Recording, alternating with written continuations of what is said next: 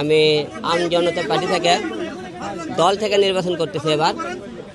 আর এবার মনে করেন আমি জমা দেওয়ার দিনে আমার 5টা 2 মিনিট হয়ে যায়। 5টা 2 হওয়াতে আমি আর জমাটা দিতে পারি না। জমাটা না দেওয়ার কারণে মনে করেন সেখান থেকে নির্বাচন কমিশনের কথাবার্তা বলার পরে তারা বললো আপনি প্রধান নির্বাচনে ঢাকায় আপনি এসে আপিল করেন। আজকে ঢাকায় এসে আমি এখানে আসলাম আপিল করার জন্য। এখানে নির্বাচন কমিশন এখানে থেকে বলতেছে এখানে তাদের কোনো হাত নেই, এটা পুরোটাই আমাকে কোর্টে আগে সাবমিট করতে হবে। আমি যেহেতু জমা দিতে পারিনি তাই এটা পুরোনোর আগে কোর্ট থেকে রায় নিয়ে আসতে হবে। কোর্ট থেকে রায় নিয়ে আসার পরে এখানে তারা মনে করেন আমার মনোনয়নপত্রটা গ্রহণ করবে, তারপরে তারা নেবে কি নেবে না। এই জন্য আজকে এখানে এসেছিলাম। তো বগুড়া থেকে আরও ভুল ইনফরমেশন দিয়েছে, ওখান থেকে মনে করেন কোনো রকম খালি আমাকে মনে করেন বিদায় করতে পারলে তারা বাসে।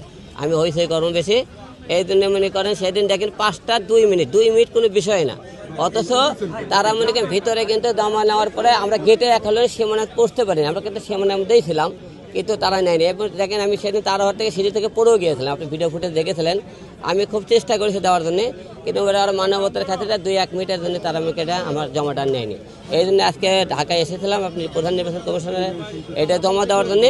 এখানে জমা দেওয়ার কোনো সিস্টেম নাই। আমি আগামীকাল কোর্টে আপিল করবো, এটা কোর্টে যাবো আর কি বিষয়টা।